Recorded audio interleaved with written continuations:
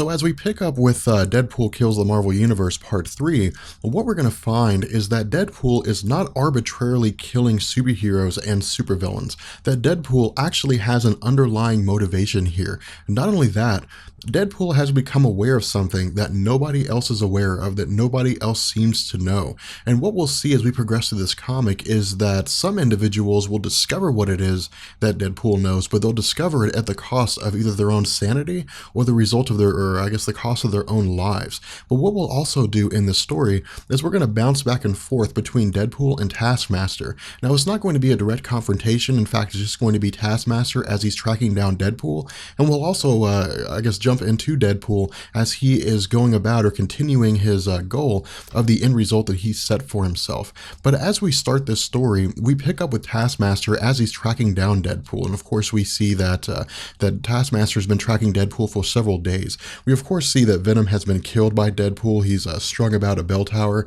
and it seems as though Deadpool has most likely used the reverberating sound of a bell to presumably kill Venom. We exactly don't know how it was that this happened, but we also see that Deadpool has killed both Jamie Madrox and the Green Goblin. But one of the interesting things here is that Taskmaster arrives at a scene where it appears that Deadpool had killed the Power Pack. And what Taskmaster tells us is that even he, despite the fact that he's a villain, has his own code of conduct, has his own moral code, even if it does cause him to come into conflict with superheroes. But the moral code that he has, and most likely the moral code of virtually all supervillains, with the exception of the most insane, is that they don't kill kids. And so the fact that Deadpool had killed the Power Pack indicates that he's beyond any chance of redemption. And so as Taskmaster tells us that if there was any question of the fact that Deadpool should die, that question has been removed from the equation. And so there's really no alternative except to kill Deadpool. From here, we pick up with Deadpool as he's captured Professor Charles Xavier. And what he does is tell Charles Xavier to wake up, indicating that he's maybe held Charles Xavier for quite some time. And what we also know is that it seems as though maybe the X-Men are hunting for Charles Xavier, but we don't exactly know where they're at this point in time. But what Deadpool tells Charles Xavier is that he can sleep when he's dead, and that it won't be that long before he's dead anyway, of course telling us that Deadpool intends to kill Charles Xavier relatively soon. And of course, once Charles Xavier comes to, he begins to question Deadpool, and he asks Deadpool what it is that he wants, what it is that he's doing, and that he's hurt so many people. And this is when Deadpool begins to touch on the idea that he knows something that nobody else knows. And what he tells Charles Xavier is that no one really feels anything. They don't really feel anything. That for him, it doesn't really matter if any of them die, because in the end, it doesn't matter, that there's really no purpose in any of them existing. Now, of course, this seems to be the insane ramblings of Deadpool, but as we'll learn later on, there's actually a method, there's I guess, sanity behind this claim that he's making. But what he does is he stabs Charles Xavier in the leg and then tells Charles Xavier to say something. And so what Charles Xavier does is he calls the X-Men. He calls the X-Men to his location, to the building that he's in. And so from here, we switch to Emma Frost, Cyclops, to Cannonball, and to Pixie. And what we do is we see that almost immediately after they arrive, that Cyclops is, I guess his head is encased in some kind of a gelatinous material, or at the very least it seems gelatinous.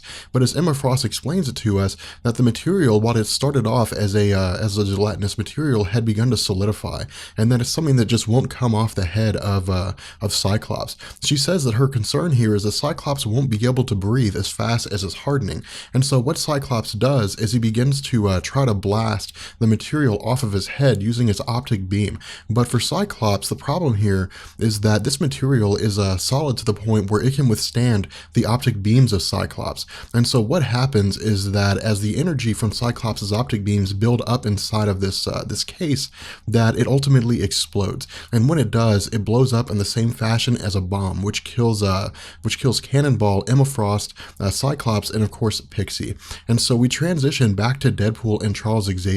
And Deadpool again makes a comment with regards to a lot of the fans of the X-Men, and asks the question of why it was that Charles Xavier had always felt the need to continually expand the roster of the X-Men, why it is that he couldn't simply just stick with a small group of people.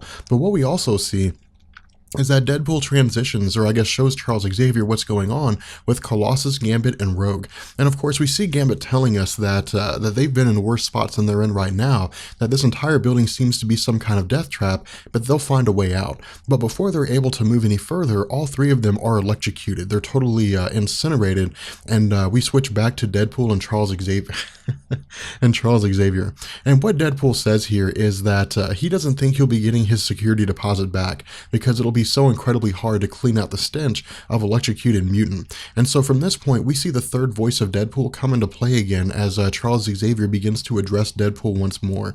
And the third voice in Deadpool's head tells him that Charles Xavier wants to talk now, that it's never been very easy for Charles Xavier to read the mind of Deadpool, and that hopefully somehow Charles Xavier will attempt to connect with Deadpool, and that Deadpool should let him do that. And so what we see is Deadpool continuing to converse with Charles Xavier, and again, touching on what it is that he thinks he knows or believes that he knows as far as something that nobody else is aware of. And what he says is that everybody had thought that he was crazy. Everybody thought that he was insane because he broke the fourth wall, because he talked to basically the audience as far as his communication in the comic books. But what he says is that once Psycho Man had entered his head, that he began to see everything clearly. He began to understand exactly where he stood and what all was going on here. But again, he doesn't go in depth into what it is that he knows. He doesn't go in depth in telling us exactly what it is that he's figured out. We're just kind of left to guess at this point in time. But what we see is that Charles Xavier tells Deadpool that he's had enough, that he's not going to let Deadpool kill anybody else, and that he's going to shut his mind down. And this is when we see Charles Xavier actually entering the mind of Deadpool. And when he does, he realizes what it is that Deadpool knows. And it ends up costing the life of Charles Xavier when he goes into a catatonic state, when his brain shuts down. And so from here, we see that Deadpool gives us an explanation of sorts involving some of the other characters in the X-Men, villains and superheroes alike. And of course, we learn that Magneto had been killed by Deadpool when he was, I guess he is in a room or in some kind of a case that's filled with an acidic jelly, which of course is eaten away at the body of Magneto and killed him. But what we also see is that Kitty Pryde is stuck in some kind of weird physics experiment, which of course Deadpool tells us he doesn't understand much about physics or tesseracts, but that it seems as though whatever this cage is in that Kitty Pryde is trapped in, that she's not going to be able to escape, that she's going to be effectively stuck in this thing forever.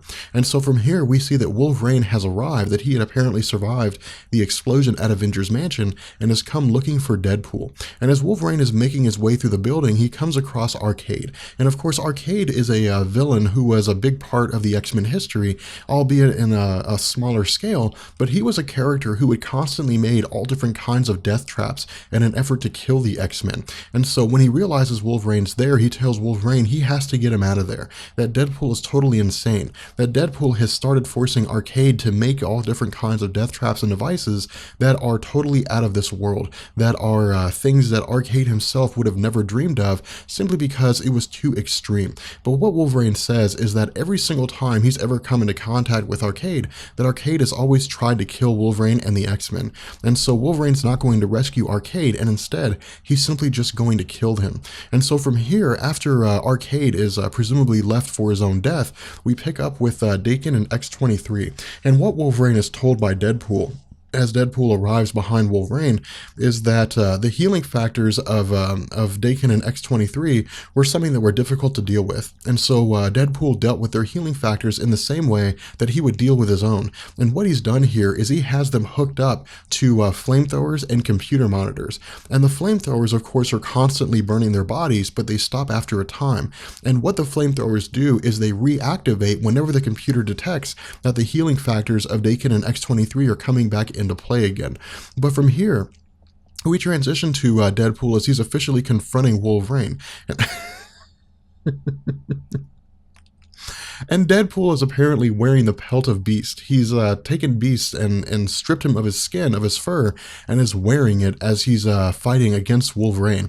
And of course, what he tells Wolverine here is that he's a hunter, that he feels like a hunter with the garb that he's wearing, that he's a samurai mountain man. And of course, Wolverine is not having any of the guff that Deadpool is spewing here. And so again, as the two of them begin to engage in conflict, Deadpool tells Wolverine that he's wielding a carbonadium sword, and that while while Wolverine does have a healing factor, that the carbonadium sword basically wreaks havoc. It keeps Wolverine's healing factor from being able to manifest. It keeps him from being able to heal from his wounds.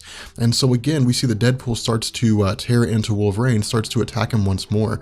But what Deadpool also says here is that Wolverine's mutant power is not his healing factor, it's his popularity. It's the fact that he doesn't die due to his healing factor. It's the fact that he doesn't die because people that write him don't want him to die. And what this does, what Deadpool is basically telling us here, is that the big secret that he's discovered is that they're all characters being written in a comic book, that they have no real control over themselves, and that Deadpool is the one person who's come to realize this absolute fact. And so again, as we continue with the story, we pick up with Taskmaster. And Taskmaster is at the home of Doctor Strange, and he's investigating and going through and looking at what's going on here. Of course, again, his tracking of Deadpool has led him to this location. And what we learn is that Deadpool had killed both Wong and Doctor Strange by presumably decapitating Wong and stabbing Doctor Strange through the heart. But as Taskmaster's going through the building, he realizes that Deadpool simply didn't just kill them arbitrarily, that Deadpool was looking for something. And Taskmaster realizes what it was that Deadpool was looking for when he comes across a book that shows him the nexus of all realities, indicating that Deadpool is perhaps attempting to find a way to escape this reality. With that being said, we're going to go ahead and bring this video to an end. I hope you guys enjoyed it. If you did, let me know, and I will catch you guys later. Peace.